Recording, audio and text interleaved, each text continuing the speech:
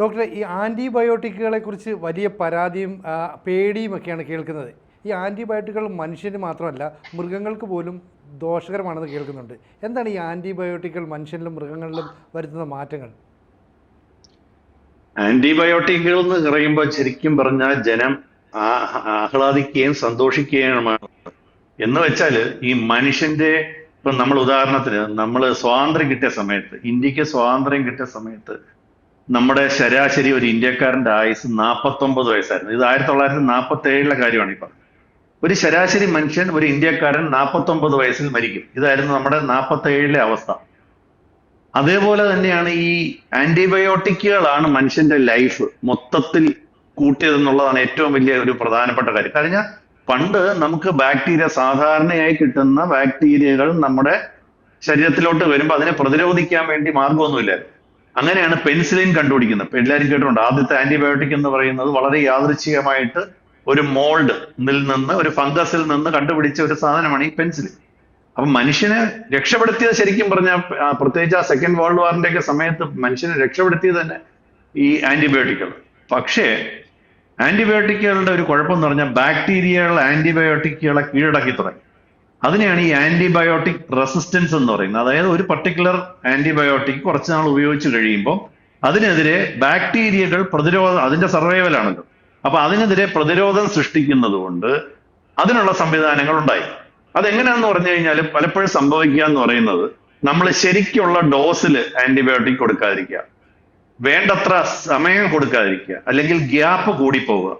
രോഗികൾ പെട്ടെന്ന് തന്നെത്താനായിട്ട് ആ മരുന്നുകൾ നിർത്തുക, അവർ തന്നെത്താൻ വാങ്ങിച്ച് കഴിക്കുക. ഇതൊക്കെ ലോകത്തൊരിടത്ത് നടക്കാത്ത കാര്യമാണ്. ഒരു ആന്റിബയോട്ടിക് തന്നെത്താൻ ഒരു മെഡിക്കൽ സ്റ്റോറിൽ പോയി മേടിച്ച് കഴിക്കാൻ പറ്റുന്നത് ഈ അടുത്ത കാലം വരെ കേരളത്തിൽ വളരെ സുഭിക്ഷിതമായിട്ട് അല്ലെങ്കിൽ വളരെ സുലഭമായിട്ട് കിട്ടുമായിരുന്നു, ഏത് ആന്റിബയോട്ടിക് വേണമെങ്കിലും. പക്ഷെ ഇപ്പം കേരള സർക്കാർ ഒരു നിയമം ഇത് കൊണ്ടുവന്നിരുന്നു, വളരെ സ്ട്രിക്റ്റ് ആയിട്ട്.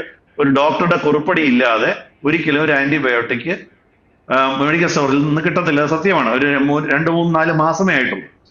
അപ്പൊ അതിന്റെ ഒരു പ്രധാന ഉദ്ദേശം ഈ ആന്റിബയോട്ടിക് റെസിസ്റ്റൻസ് കുറയ്ക്കുക എന്നുള്ളതായിരുന്നു. അതുകൊണ്ടുള്ള പ്രശ്നം എന്ന് പറഞ്ഞു കഴിഞ്ഞാൽ മനുഷ്യന്റെ ഇപ്പോഴത്തെ സാധാരണ രോഗങ്ങൾക്ക് ഈ ആന്റിബയോട്ടിക്കുകൾ കഴിക്കുമ്പോൾ അത് ഏക്കാതെ പോകുന്നു. അതുകൊണ്ട് എന്ത് പറ്റി, പലപ്പോഴും രോഗം വളരെയധികം മൂർച്ഛിക്കുന്നു.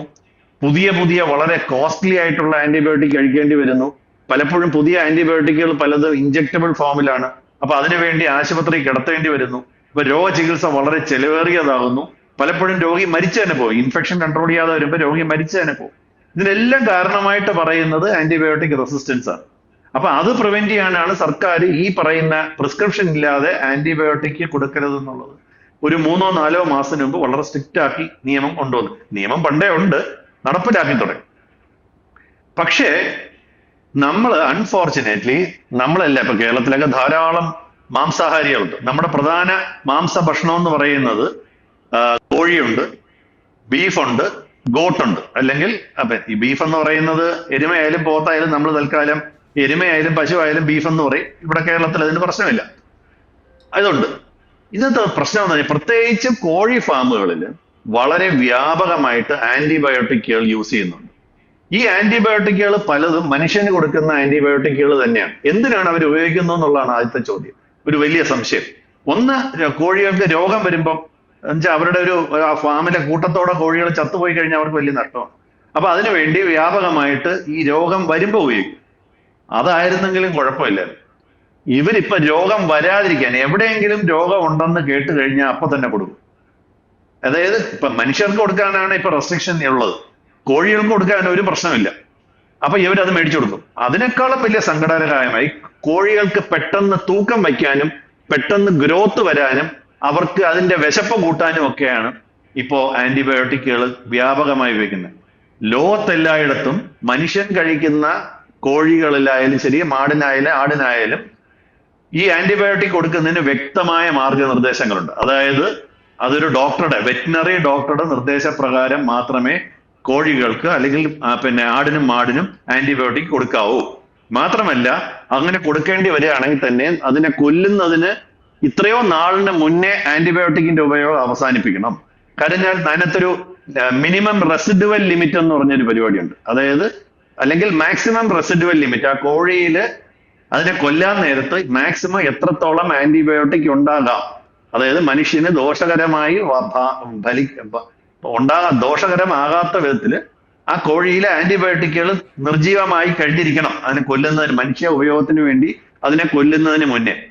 പക്ഷെ അൺഫോർച്ചുനേറ്റ്ലി ഇപ്പൊ തമിഴ്നാട്ടിലായാലും ശരി, കേരളത്തിലായാലും ശരി, കോഴി ഫാമുകളിൽ, ഇപ്പൊ ഇന്ത്യയിലെ മുഴുവൻ കോഴി ഫാമുകളിൽ ഇതൊന്നും പാലിക്കപ്പെടുന്നില്ല. ഇതിന്റെ ദോഷം എന്താന്ന് പറഞ്ഞു കഴിഞ്ഞാല് ഈ കോഴിയില് ബാക്ടീരിയകളില് ആന്റിബയോട്ടിക് റെസിസ്റ്റൻസ് ഉണ്ടാവും. മാത്രവുമല്ല ആ കോഴിയിൽ ഉണ്ടാകുന്ന ആന്റിബയോട്ടിക് റെസിസ്റ്റൻസ് നേരത്തെ ഞാൻ പറഞ്ഞ പോലെ കറക്റ്റ് ഡോസിലായിരിക്കത്തില്ല, അത് തോന്നും പോലെ ആയിരിക്കും കൊടുക്കുക, അതിന്റെ വേണ്ട അളവിൽ കൊടുക്കുന്ന വെച്ചാൽ അതൊക്കെ ചിലവേറിയ പരിപാടിയായത്. ഇവരെങ്ങനെ അവരുടെ ഒരു ഉദ്ദേശം വെച്ച് ആ കോഴി എടുക്കുന്ന ഭക്ഷണത്തിലും വെള്ളത്തിലും ഒക്കെ കലക്കി കൊടുക്കും. അപ്പൊ എന്ത് പറ്റുന്ന ബാക്ടീരിയ ചിന്ത മാത്രമേ ഉള്ളൂ ഈ പറയുന്ന മാത്രമേ ഉള്ളൂ. അതായത് കോഴി തൂങ്ങണം, മനസ്സിലായില്ലേ? അപ്പൊ അതാണ് എന്റെ കാര്യം. അപ്പൊ എന്താ പ്രശ്നം? മനുഷ്യന്റെ അടുത്ത്, കോഴിയുടെ അടുത്ത് മനുഷ്യൻ പോകുമ്പോൾ, അതിനെ പരിപാലിക്കുന്നവർ പോകുമ്പോൾ അതിൽ നിന്ന് ബാക്ടീരിയ നമ്മുടെ മനുഷ്യർ, ഇപ്പൊ പക്ഷിപ്പനി എന്ന് പറഞ്ഞില്ലേ, ഇത് പക്ഷിപ്പനി പ്രശ്നമുള്ള സാധനമാണ്. പക്ഷിപ്പനി അല്ലാതെ സാധാരണ തരത്തിലുള്ള ബാക്ടീരിയ കോഴിയിൽ നിന്ന് നമ്മളിലോട്ട് വരും. ഇനി കോഴിയിലെ റെസിഡുവൽ ഡിസീസ് ആന്റിബയോട്ടിക് ഉണ്ടെന്നുണ്ടെങ്കിൽ കോഴിയെ കൊന്നു കഴിഞ്ഞിട്ട് ശരിക്കും പ്രോപ്പറായിട്ട് വേവിക്കാത്തയുള്ള മുട്ടകളിൽ നിന്നായിക്കോട്ടെ, മാംസത്തിൽ നിന്നായിക്കോട്ടെ, അത് മനുഷ്യന്റെ ഉള്ളിലെത്തും. അത് മാത്രമല്ല, കോഴി തീട്ടത്തിൽ നിന്ന് അല്ലെങ്കിൽ കോഴി കാട്ടത്തിൽ നിന്ന് ഇത് ജലാശയം വഴി നമ്മുടെ പരിസ്ഥിതിയിലോട്ട് പടരും, വെള്ളത്തിൽ പടരും, ഓവല് പടരും, അഴുക്ക വെള്ളത്തിൽ പടരും, അത് നല്ല വെള്ളവുമായിട്ട് കലരും. ചുരുക്കം പറഞ്ഞാൽ ഇത് അറിഞ്ഞോ അറിയാതെയോ മനുഷ്യനിലെത്തും. എന്ത് പറ്റിയെന്ന് പറഞ്ഞാൽ ഈ ബാക്ടീരിയകൾ ഇത് ഈ റെസിസ്റ്റൻസ് കൈമാറുന്ന അടുത്ത തലമുറ ബാക്ടീരിയയ്ക്ക് കൈമാറിയാലേ അതിന് സർവൈവൽ ഉള്ളൂ. അത് ജീൻസ് വഴിയാണ്. ഈ ജീൻസിൽ നിന്ന് ഇത്തരം ബാക്ടീരിയകൾ മനുഷ്യരിൽ ഉണ്ടാകുന്ന ബാക്ടീരിയയിലോട്ട് ഈ റെസിസ്റ്റൻസ് പാസ് ഓൺ ചെയ്യും. അപ്പൊ നമ്മൾ സാധാരണ കഴിക്കുന്ന പെൻസിലിൻ മരുന്നുകൾ, മാക്രോലൈഡ്, അസിത്രോമൈസിൻ പോലത്തെ മരുന്നുകൾ, അല്ലെങ്കിൽ ടെട്രാസൈക്ലിൻസ്, അല്ലെങ്കിൽ ഇങ്ങനെ സൾഫ മരുന്നുകൾ, ഇതെല്ലാം കോഴിക്കും ഇതിന് കൊടുക്കുന്നതാണ്. അപ്പൊ ചുരുക്കം പറഞ്ഞാൽ മനുഷ്യന്റെ റെസിസ്റ്റൻസ് മനുഷ്യരിൽ ഉണ്ടാകുന്ന അസുഖങ്ങളുടെ ബാക്ടീരിയൽ റെസിസ്റ്റൻസ് കൂട്ടാൻ ഇത് അകാരണമായി ഇടയാകുന്നു. ഇത് അൺഫോർച്ചുനേറ്റ്ലി കേരളത്തിലോ ഇന്ത്യയിലോ മാത്രമുള്ള ഒരു പ്രശ്നമാണ്. ഇതിന് വ്യക്തമായ നിയമങ്ങളുണ്ട്, പക്ഷെ ഇതാരും പാലിക്കുന്നില്ല.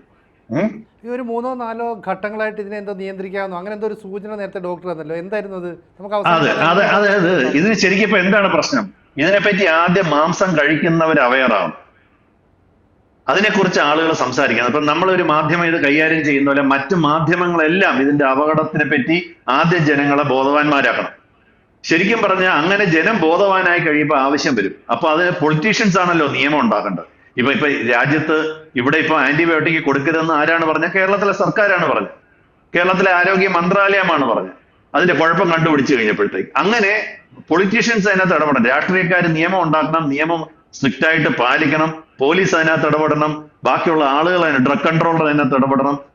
ഇതൊന്നും സംഭവിക്കുന്നില്ല. ഇതൊന്നും സംഭവിച്ചില്ലെങ്കിൽ കേൾക്കുന്ന വക്കീലന്മാരാരെങ്കിലും ഉണ്ടെങ്കിൽ എന്റെ ഒരു റിക്വസ്റ്റ് ആണ്, എളുപ്പത്തിൽ കാര്യം നടക്കാനുള്ള റിക്വസ്റ്റ് ആണ്, ഒരു പൊതു താല്പര്യ ഹർജി കൊടുത്ത് ഇതിന്റെ ഡീറ്റെയിൽസ് ഒക്കെ വേണമെങ്കിൽ നമുക്ക് പറഞ്ഞു കൊടുക്കാം, ഇതിന്റെ അപകടത്തിനെ പറ്റിയുള്ള ഡീറ്റെയിൽസ് ഒക്കെ പറഞ്ഞു കൊടുക്കാം.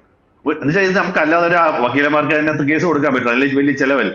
അപ്പൊ വക്കീലന്മാരാരെങ്കിലും മാംസഭക്ഷണം കഴിക്കുന്ന, കോഴി താല്പര്യമുള്ള, ചിക്കൻ താല്പര്യമുള്ള, മട്ടൺ താല്പര്യമുള്ള, ആട് താല്പര്യമുള്ള വക്കീലന്മാരാരെങ്കിലും കേട്ട് ഇത് കോടതിയുടെ ശ്രദ്ധയിലെങ്കിലും ഒന്ന് കൊണ്ടുവന്നാൽ കാര്യം എളുപ്പം നടക്കും. പക്ഷേ ഇതിങ്ങനെ മുന്നോട്ട് പോയി കഴിഞ്ഞാൽ വലിയ, നമ്മൾ വിചാരിച്ചിരിക്കുന്നതിനേക്കാളും വലിയ അപകടമാണ്. ഒരു പുതിയ ആന്റിബയോട്ടിക് ഇപ്പം ഒരു കമ്പനികൾ റിസർച്ച് ചെയ്യുന്നില്ല. എന്താണെന്നറിയോ? കോടിക്കണക്കിന് രൂപയുടെ ചെലവാണ് ഒരു ആന്റിബയോട്ടിക് റിസർച്ച് ചെയ്ത് ടെസ്റ്റ് ചെയ്ത് കൊണ്ടുവരാൻ. അങ്ങനെ വരുമ്പോഴത്തേക്ക് ഇത് റെസിസ്റ്റന്റ് ആയിപ്പോ, ആ മരുന്ന് പിന്നെ ഉപയോഗിക്കാൻ പറ്റാതായിപ്പോ. അപ്പം നേരെ മറിച്ച് ഒരു സൈക്കാട്രിക് മരുന്നിന് വേണ്ടി റിസർച്ച് ചെയ്യുന്നതിനകത്ത്, ഡെവലപ്പ് ചെയ്യുന്നതിനകത്ത് കാശ് മുടക്കിയാൽ കുഴപ്പമില്ല. ഒരു ഹാർട്ടിന്റെ അസുഖത്തിന് വേണ്ടി എന്ന് വെച്ചാൽ അത് ഉള്ള കാലം നിൽക്കും. ഈ ആന്റിബയോട്ടിക് മരുന്നുകൾ, അതുകൊണ്ട് പുതിയതായിട്ട് ഇനി ഒരു ആന്റിബയോട്ടിക് വരണമെങ്കിൽ ഏകദേശം ഒരു 25 വർഷം 50 വർഷം കഴിയും കാത്തിരിക്കണമെന്നാണ് ഞങ്ങൾ ഭയക്കുന്നത്. അപ്പൊ അത് ഉള്ള മരുന്നുകളൊക്കെ ഉപയോഗിച്ച് മുന്നോട്ട് പോകാൻ പറ്റും അല്ലെ? ആളുകളുടെ ഒരു ചിക്കൻ കൊതി അല്ലെങ്കിൽ ഒരു മാംസക്കൊതി എന്ന് അല്ലല്ല, ചിക്കൻ കൊതിക്ക് കുഴപ്പമില്ല, മാംസം കൊതിക്കുന്നതിന് കുഴപ്പമില്ല. അതിനുള്ള വേണ്ട സംവിധാനങ്ങൾ ഇതിനകത്ത് ഇങ്ങനെ കൊള്ളലാഭം ഉണ്ടാക്കാതിരിക്കാൻ വേണ്ടി ആന്റിബയോട്ടിക് കൊടുത്ത് കോഴികളെ വളർത്തുന്ന ശീലം, ആന്റിബയോട്ടിക് കൊടുത്ത് മാടുകളെ വളർത്തുന്ന ശീലം, അത് രോഗം വന്നാൽ ചികിത്സിച്ചോട്ടെ, കുഴപ്പമില്ല. പക്ഷെ രോഗം വരാതെ ഗ്രോത്ത് കൂട്ടാൻ വേണ്ടി, തൂക്കം കൂട്ടാൻ വേണ്ടി, വെയിറ്റ് കൂട്ടാൻ വേണ്ടി ഇത് വേണമെങ്കിൽ ശക്തമായ പ്രതിഷേധം ജനങ്ങളുടെ ഇടയിലും മാധ്യമങ്ങളുടെ ഇടയിലും ഉണ്ടാകണം. അപ്പോ കോടതികളും പൊളിറ്റീഷ്യൻസും അതിനകത്ത് ഇടപെടും. ഇതാണ് എനിക്ക് അതിനകത്ത് പറയാനുള്ള മെസ്സേജ്. ആദ്യം നമ്മൾ അവയറായി നമ്മുടെ ഒരു ഡിമാൻഡ് ജനങ്ങളുടെ ഭാഗത്തു നിന്ന് വരണം. ഇത് വളരെ വളരെ സീരിയസ് ആയിട്ടൊരു സംഭവമാണ്. സാധാരണഗതിയിൽ ആരും പറയാത്തത് കൊണ്ടാണ് നമുക്ക് ഇതൊന്ന് ഡിസ്കസ് ചെയ്യണമെന്ന് ഞാനൊന്ന് സൂചിപ്പിക്കുകയുണ്ടായി അതിന്റെ കാര്യം. അല്ല, സ്വാഭാവികമായി ഇപ്പം നമുക്കറിയാലോ, കൊച്ചു കുട്ടികളെ തന്നെ ഹോസ്പിറ്റലിൽ ഡോക്ടേഴ്സിൻ്റെ അടുത്ത് കൊണ്ടുപോകുമ്പോൾ അവർ പെട്ടെന്ന് ഈ അസുഖം മാറാനായിട്ട് ഒരു ആൻറ്റിബയോട്ടിക് കൊടുക്കും ചില ഡോക്ടേഴ്സാണ്. അതുപോലെ അത് ഞാൻ പറഞ്ഞു, അതിന് പോലും വ്യക്തമായ ഗൈഡ് ലൈൻസ്. ഇപ്പൊ റീസെന്റ് ആയിട്ട് നാഷണൽ മെഡിക്കൽ കമ്മീഷൻ മെഡിക്കൽ കോളേജുകളിലാണ് ഇതിന്റെ ഏറ്റവും വലിയ അപകടം. ഏറ്റവും കൂടുതൽ ആന്റിബയോട്ടിക്കുകൾ ദുരുപയോഗം ചെയ്യുന്നത് മെഡിക്കൽ കോളേജിലാണ്, സാധാരണക്കാരല്ല.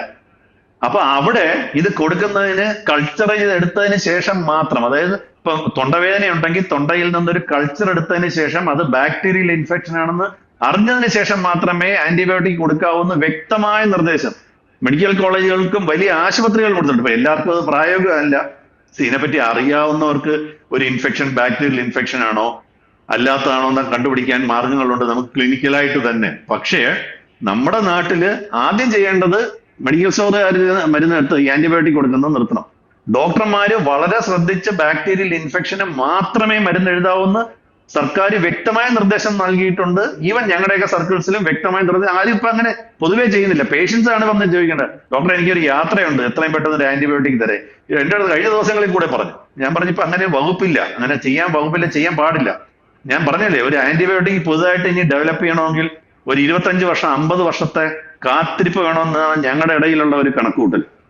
വലിയ അപകടം പിടിച്ചൊരു മരുന്നാണ്, പ്രശ്നമാണ്. ഡോക്ടർ, പ്രത്യേകിച്ച് ഈ യങ്സ്റ്റേഴ്സ് അല്ലെ ന്യൂ ജനറേഷൻ എന്ന് പറയുന്നവർ ഈ പുറത്തു നിന്നുള്ള ഫുഡ്, അതായത് ഈ ഫാസ്റ്റ് ഫുഡ് നമ്മൾ പറയുന്ന സാധനങ്ങൾ കഴിക്കാൻ ഭയങ്കര കൊതിയാണ്. കൂടുതലായിട്ട് ചിക്കൻ വിഭവങ്ങളാണ് കഴിക്കുന്നത്. അപ്പൊ ഇത്തരം ചിക്കനൊക്കെ തന്നെ ഇത്തരത്തിലുള്ള ആന്റിബയോട്ടിക്കുകൾ കുത്തിവെച്ചിട്ടാണോ ഈ വരുന്നത്? നമ്മുടെ നാട്ടിൽ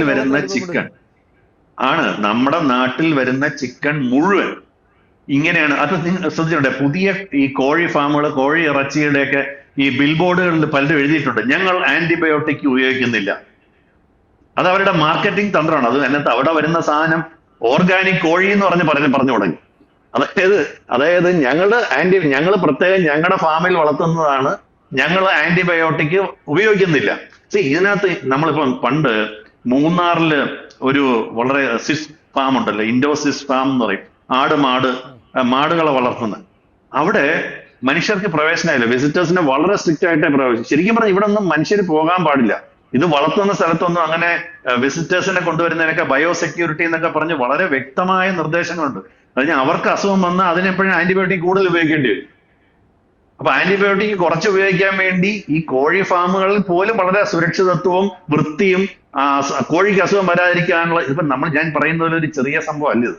നമുക്ക് ഇങ്ങനെ ഒരു 15 മിനിറ്റ് കൊണ്ടൊന്നും പറഞ്ഞു തീർക്കാൻ പറ്റുന്ന ഒരു സബ്ജക്റ്റേ അല്ല ഇത്. വളരെ മൾട്ടി പ്രോങ്ഡ് ആയിട്ട്, അതായത് ബഹുമുഖങ്ങളിൽ കാര്യങ്ങൾ നടത്തിയാലേ കോഴിക്ക് അസുഖം വരാതിരിക്കും. കോഴിക്ക് അസുഖം വരാതിരുന്നാലേ അവിടുത്തെ ആന്റിബയോട്ടിക് കുറയ്ക്കാൻ പറ്റും. അവിടുത്തെ ആന്റിബയോട്ടിക് കുറച്ചാലേ നമുക്ക് അത് പ്രശ്നം ഉണ്ടാക്കാതിരിക്കും. ഇപ്പൊ മാത്രമല്ല, മനുഷ്യന്റെ ദേഹത്ത് അസുഖം വന്നില്ലേ പോലും ആന്റിബയോട്ടിക്കുകൾ കോഴിയുടെ ദേഹത്തൂടെ, കോഴിയുടെ ഇറച്ചി കൂടെ നമ്മുടെ ദേഹത്ത് വരികയാണെങ്കിൽ അതിനെതിരെ മനുഷ്യന് അലർജി ഉണ്ടാവും.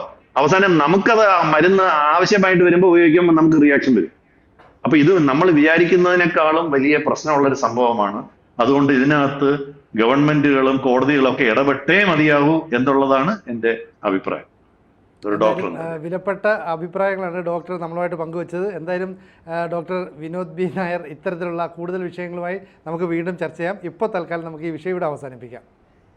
കൂടുതൽ വാർത്തകളും വിശേഷങ്ങളും നിങ്ങളിലേക്ക് എത്താൻ ABC മലയാളം സബ്സ്ക്രൈബ് ചെയ്യുക, ബെൽ ബട്ടണും അമർത്തുക.